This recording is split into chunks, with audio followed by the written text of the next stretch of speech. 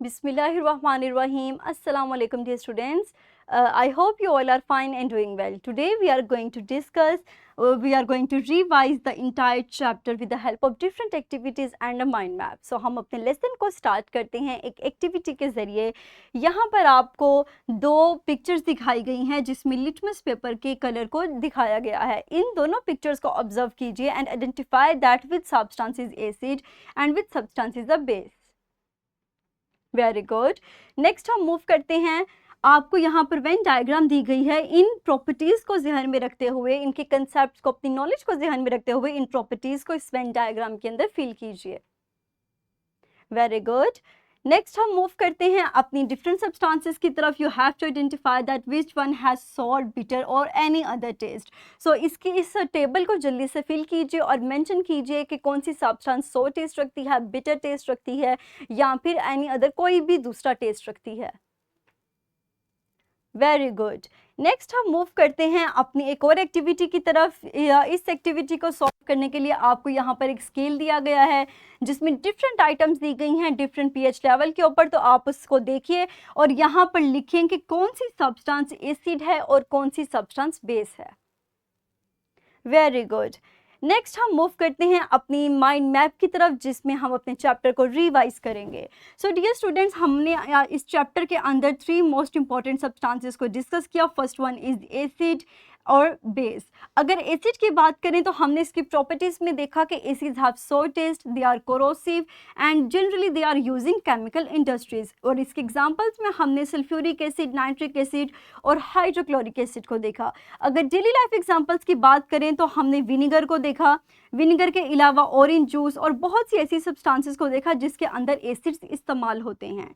अगर बेसिस की बात करें तो प्रॉपर्टीज के अंदर बेसिस का टेस्ट बिटर होगा. They are slippery in touch and they are used in the cleaning products. Example को अगर हम देखें तो sodium hydroxide and potassium hydroxide are the examples.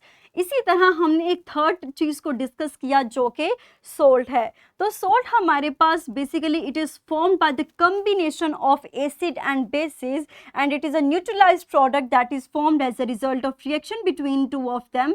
और उनके नतीजे में हमारे पास सोल्ट और वाटर बनता है. अब हमारे पास सोल्ट एसिडिक है, बेसिक है या न्यूट्रल है, ये हमारे पास स्ट्रेंथ ये डिसाइड करती है कि कौन सा पार्ट ज़्यादा है.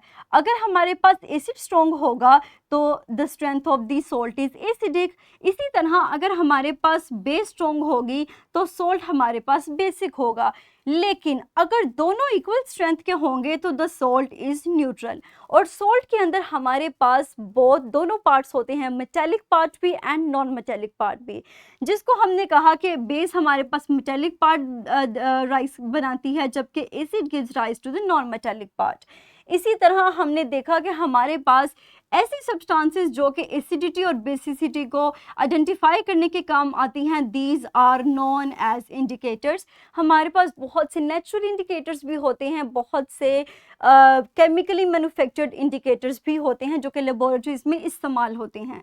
इसी तरह अगर हम स्ट्रेंथ की बात करें तो एसिडिक और बेसिक स्ट्रेंथ को फाइंड आउट करने के लिए हम एक यूनिवर्सल इंडिकेटर जिसको पीएच पेपर कहते हैं उसका इस्तेमाल करते हैं. और ये पीएच पेपर रेंज करता है फ्रॉम 0 to 14. और हमने देखा कि अगर 0 से 2 तक होगा तो the strength of that acid is strong. अगर 3 to 6 होगा तो strength of that acid is weak. जबकि 7 पे हमारे पास सब्सटेंस न्यूट्रल होती है.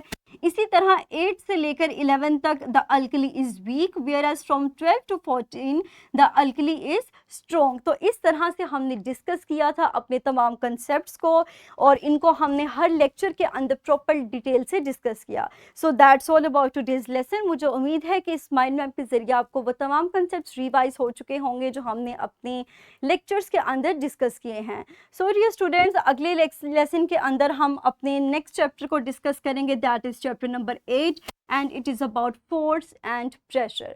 मुझे उम्मीद है कि आज का लेक्चर आपको समझ आ चुका होगा, आपने इजीली तमाम कंसेप्ट्स को ग्रिप कर लिया होगा.